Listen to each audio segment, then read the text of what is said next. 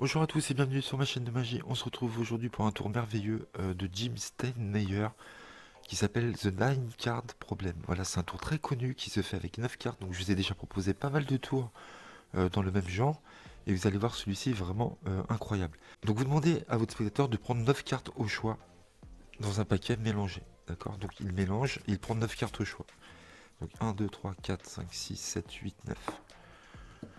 On n'aura besoin que de 9 cartes pour ce tour. Vous lui demandez de mélanger, donc vous retournez, et vous lui demandez, après ce mélange, de mémoriser la carte du dessous.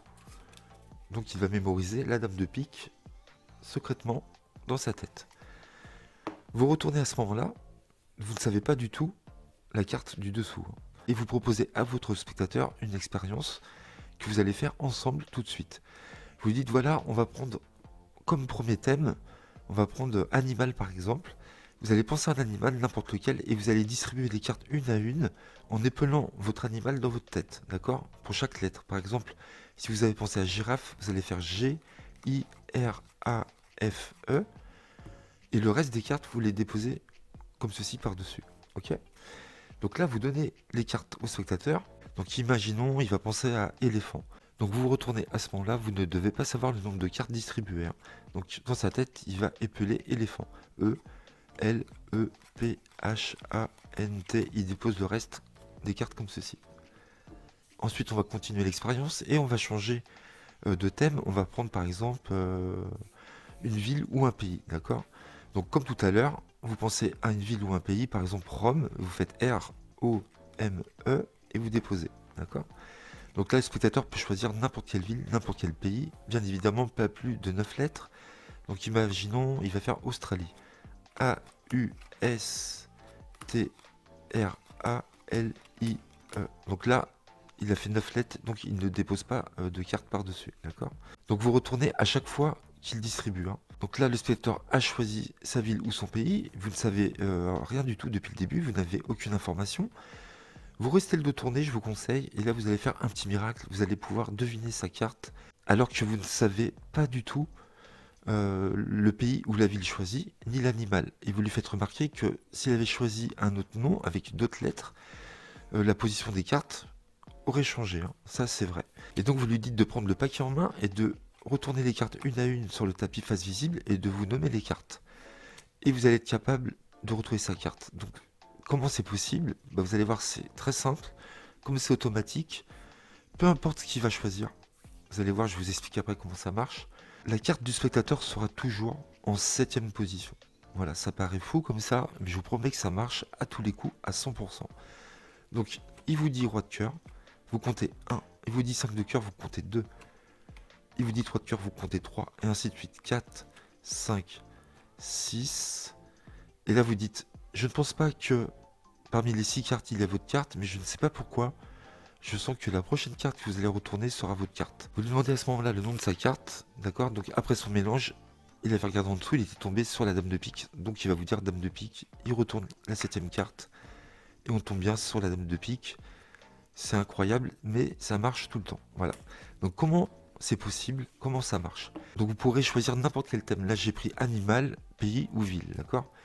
Ce qui est important, c'est que dans le premier choix, il faut absolument qu'il y ait 6 lettres, d'accord? Donc moi j'ai pris animal, donc vous pouvez épeler animal, hein, mais moi je pense que c'est mieux de prendre un autre nom d'animal qui a 6 lettres. Donc girafe, pour l'exemple, pour la démo vous avez vu, a 6 lettres. Deuxième règle à respecter, quand vous allez choisir votre deuxième thème, il faut absolument qu'il y ait 4 lettres. D'accord? Donc pays ou ville, il est très facile de prendre un pays ou une ville à 4 lettres. Par exemple j'ai pris Rome, et j'ai dit R-O-M-E et j'ai déposé, d'accord?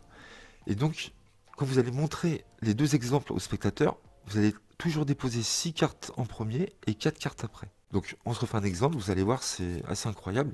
Donc, choisissez les thèmes que vous voulez. Moi, je pense que animal, pays ou ville, c'est assez commun, ça marche très bien.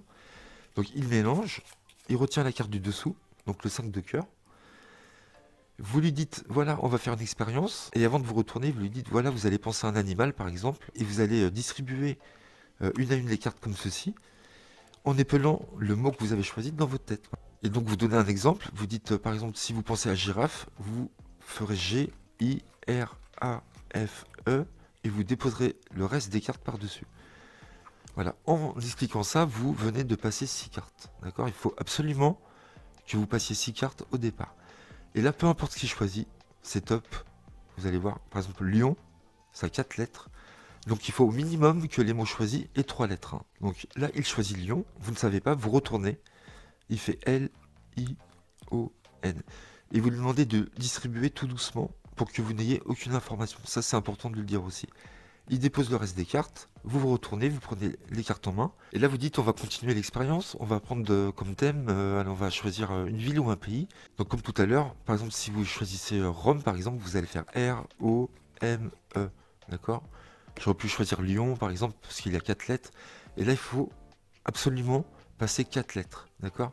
Et là peu importe ce qu'il va choisir, sa carte se retrouvera en 7ème position. Donc on va faire, je sais pas qu'est-ce qu'on pourrait faire, Chantilly, voilà la ville où j'habite. Donc C-H-A-N-T-I-L-L-Y, d'accord? Donc s'il finit comme ça, avec la dernière carte comme ceci, c'est pas grave. Hein. Il faut qu'il y ait au maximum 9 lettres. Et là ce qui est dingue, c'est que sa carte sera en 7ème position. 1, 2, 3, 4, 5, 6 et 7. Voilà. Donc moi je vous conseille pour la révélation, de rester le dos tourné et de dire allez-y, dites-moi les cartes une à une, face visible. Il vous dit les cartes et vous comptez 6 cartes, 3, 4, 5, 6. Et là vous dites je pense que parmi ces 6 cartes, il n'y a pas votre carte, mais je sais pas pourquoi, j'ai une drôle d'intuition, je pense que la prochaine que vous allez retourner est votre carte. Quelle était votre carte? 5 de cœur, vous retournez, 5 de cœur, boum, ça fait mal. Il va rien comprendre. Ce qui est fou dans ce tour, c'est le procédé, voilà. Le spectateur a le choix, donc peu importe le nombre de lettres, et c'est ça qui est assez fou quand même, la carte du spectateur se retrouvera toujours en 7ème position à partir du dessus du jeu. Voilà, donc n'oubliez pas qu'il faut passer 6 cartes au départ et 4 cartes après, voilà. Et ça marchera tout le temps à 100%. Voilà, j'espère que ce tour vous a fait plaisir, qu'il vous a plu. N'hésitez pas à liker, à commenter. On se retrouve très vite sur ma chaîne. À très bientôt les amis. Merci à vous, bye bye.